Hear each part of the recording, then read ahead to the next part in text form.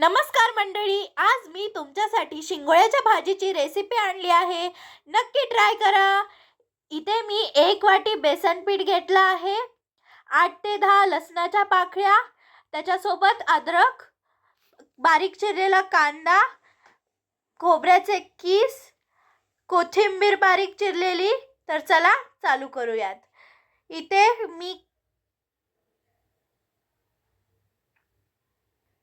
इथे मी कढईमध्ये 2 पळ्या तेल टाकलेलं आहे. त्याच्यामध्ये आपण जिरे मोहरी टाकून घेऊयात. छान तडतड होऊ द्या, तोपर्यंत आपण इथे डो बनवूयात.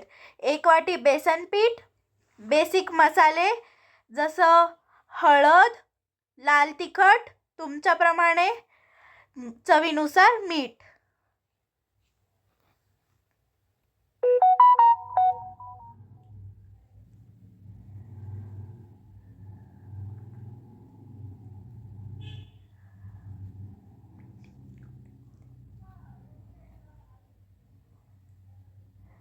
तर इथे आपली फोडणी झालेली आहे. आपण ह्याच्यामध्ये 2 ग्लास पाणी टाकून घेणार आहोत. पाण्याला छान उकळू द्यायचं आहे. तोपर्यंत आपण इथे छान डो तयार करू.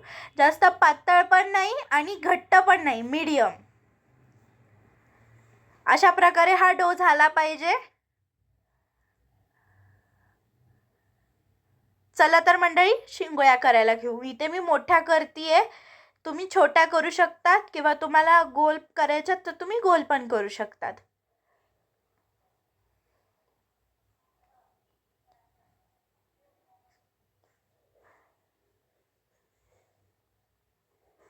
इथे आता मी अद्रक, लसूण आणि कोथिंबीर घेतलेली आहे. त्याला आपण छान बारीक करणार आहोत. तुम्ही मिक्सरमध्ये सुद्धा करू शकतात.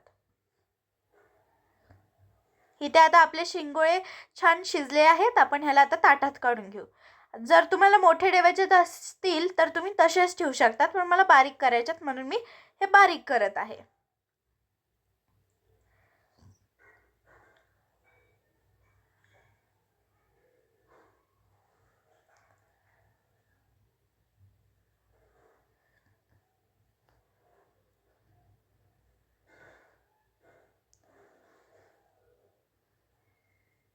आता मी इथे कढई ठेवली आहे गॅसवरती.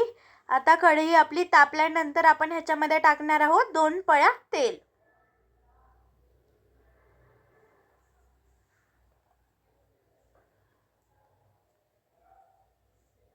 आता आपलं तेल तापलं आहे. आपण ह्याच्यामध्ये जिरे मोहरी टाकून घेऊ. जिरे मोहरी छान तडतड झाल्यानंतर आपण ह्याच्यामध्ये टाकणार आहोत कढीपत्ता, जी आपण कोथिंबीर, लसण, अद्रकची पेस्ट केली ती,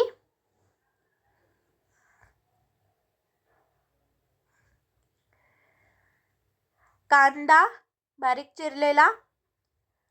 ह्याला छान हलवून घ्यायचे. जेव्हा कांदा थोडा लालसर होईल तेव्हा आपण ह्याच्यामध्ये खोबऱ्याचे खीस टाकणार आहोत.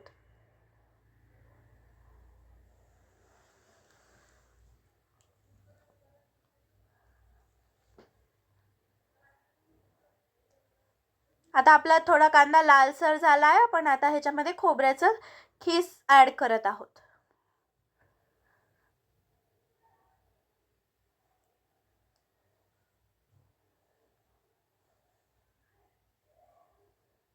ह्याला आता आपल्याला छान हलवून घ्यायचं आहे जोपर्यंत ते लालसर होत नाही.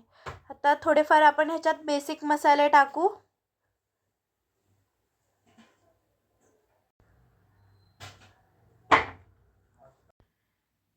ह्याच्यात हळद, मी काळा मसाला वापरत आहे, घरगुती मसाला आहे,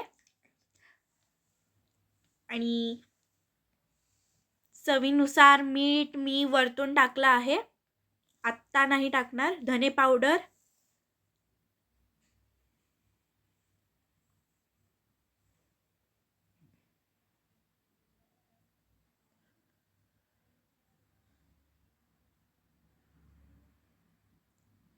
ह्याला छान तरी सुटलेली आहे. आता आपण ह्याच्यामध्ये टाकणार आहोत जे आपण बारीक केले शिंगोळे शिजवून घेतलेले, ते आपण ह्याच्यामध्ये टाकून घेऊयात.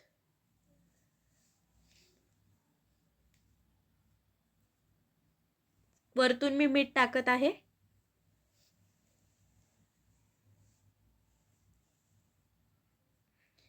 आता ह्याच्यावरती थोडी कोथिंबीर टाकली आहे मी. आता आपण ह्याला 5 ते 10 मिनटासाठी फुल फ्लेमवरती झाकून ठेवूयात.